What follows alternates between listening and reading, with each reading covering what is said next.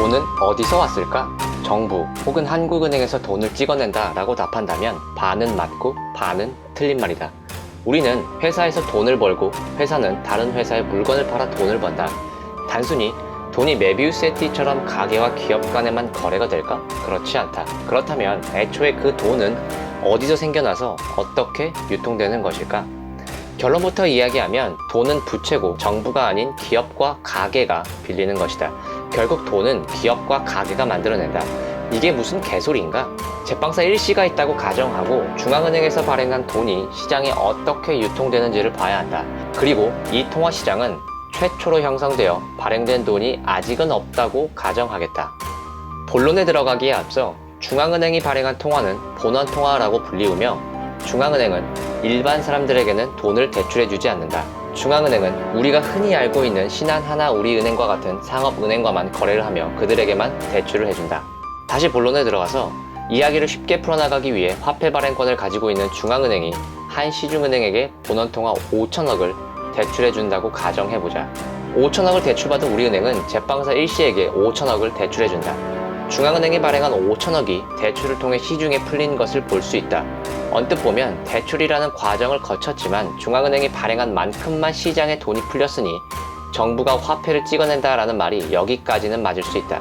그러나 이 다음 과정부터가 중요하다. 시장에서 쉽게 있을 법한 경제적 거래 상황을 가정해보겠다. 일씨는 대출받은 5천억으로 A씨에게 밀가루를 구입한다. A씨는 본인이 쓸 돈 250억을 제외하고 4,750억을 본인 주거래은행인 하나은행에 입금한다.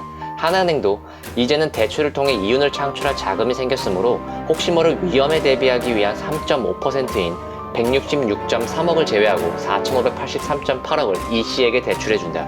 E씨는 또 B씨에게 물건을 사고 대금을 지불한 뒤 B씨는 본인 보유 현금을 제외하고 본인 주거래은행에 입금한다. 이런 사이클이 계속 반복되면 결국 본원통화 5천억은 6조 60억의 총 대출 총액을 만들어낸다.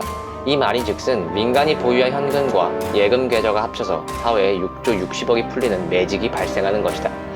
이 논리를 좀 더 입체적으로 이해하기 위해서 하나은행의 입장에서 하나은행의 재무구조를 보면 하나은행은 A씨가 맡긴 돈 4,750억에 달하는데도 불구하고 거의 모든 돈을 대출로 써버리고 166.3억 원밖에 보유하고 있지 않는다. 이것은 사기인가? 사실 그렇지 않다. 요즘 시대 대부분의 사람은 현금을 뽑아서 쓰지 않는다. 대부분의 자산은 예금 통장에 입금되어 있거나 적금으로 묶여 있으니 은행은 지급준비금을 낮게 책정해 최대한 많은 돈을 대출해 주려고 하는 것이다.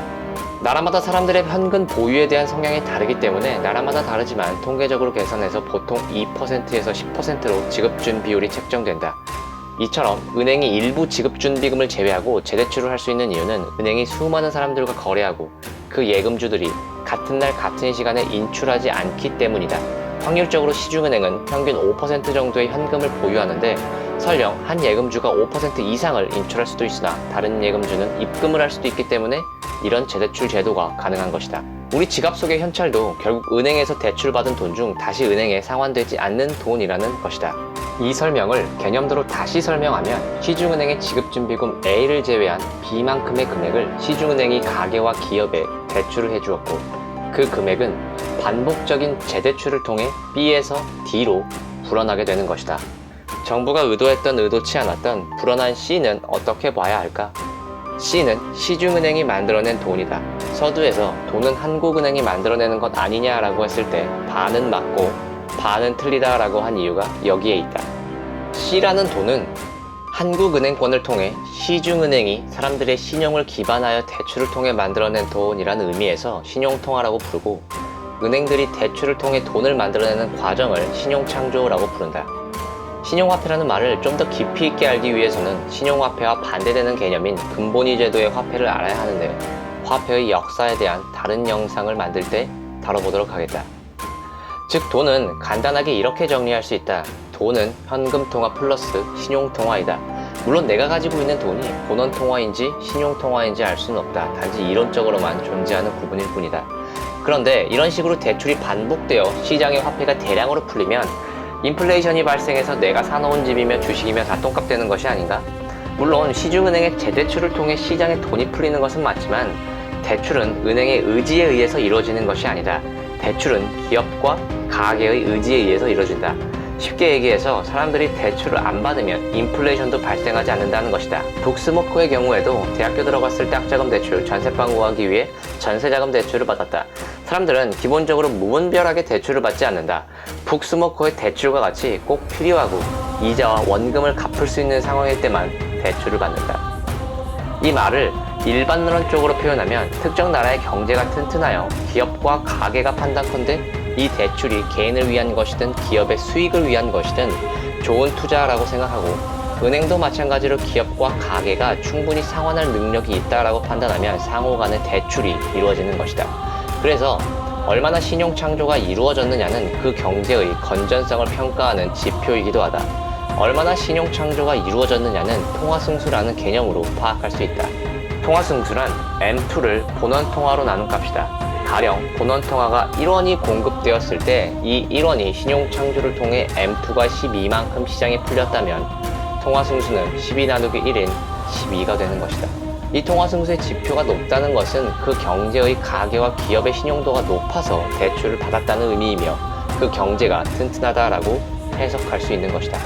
물론 기업과 가계의 신용도는 은행이 평가하는데 그 은행이 신용도 평가를 제대로 하지 않아 마구잡이로 대출을 해준다면 기업과 가계가 대출한 돈을 갚을 만기가 왔을 때 못 갚게 되고 그 경제는 붕괴하게 된다.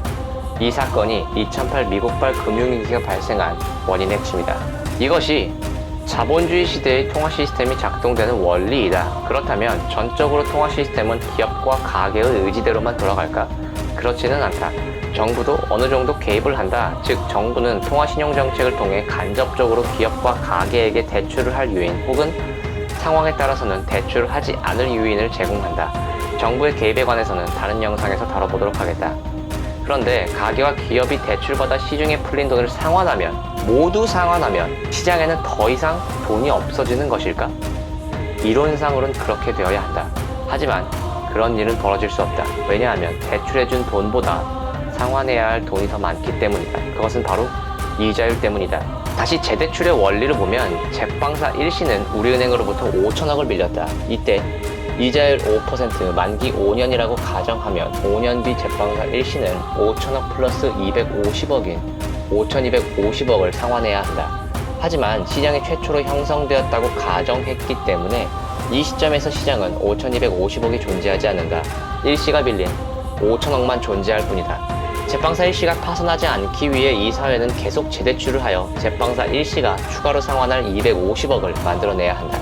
그러나 일씨가 일을 열심히 해서 이씨가 대출받아 유통된 돈 중 250억을 벌어서 상환해버리면 시장에 돈이 부족하기 때문에 이제 이씨가 파산할 수밖에 없다. 이 자본주의 체제는 끊임없이 재대출을 통해 화폐를 유통시켜야 하며 통화승수가 저조할 때면 누군가는 파산할 수밖에 없는 구조다. 즉 이 시스템 자체가 사람들로 하여금 피 터지게 경쟁을 해야만 생존할 수 있게 만들어져 있는 것이다. 몇몇 음모론자는 이 통화 시스템이 커튼 뒤 사람들, 즉 기득권자들이 서민을 평생 서민으로 살게 하기 위해 만들어낸 터무니없는 경제 시스템이라고 말한다. 반면 몇몇 경제학자들은 이 시스템이 불가피한 차선책이라고 주장한다. 즉 사람은 기본적으로 게으르다라고 가정한 것이다. 매기 이론으로 설명할 수 있다. 사람은 성격이 정어리와 같아서 어부가 바다에서 정어리를 잡아서 항구에 오면 모든 정어리가 삶의 의지를 상실해서 다 죽었다고 한다. 이를 해결하기 위해 그 어부는 정어리의 천적인 매기를 넣은 것이다. 정어리들은 살기 위해 계속 헤엄쳤고 일부 매기에 의해 잡아먹힌 정어리가 있었지만 대부분의 정어리를 항구까지 신선하게 운반할 수 있었다고 한다. 바로 이자율이 매기 역할을 한 것이다. 일부 사람들은 이자율 때문에 파산하는 문제점이 있지만 대부분의 사람은 파산하지 않기 위해 경쟁하고 피 터지게 노력한다. 그 노력이 현재의 문명을 만들어낸 원동력이라는 것이다. 현대통화 시스템. 기득권자들의 작품일까? 아니면 인간의 게으름을 극복하기 위한 불가피한 차선책이었을까?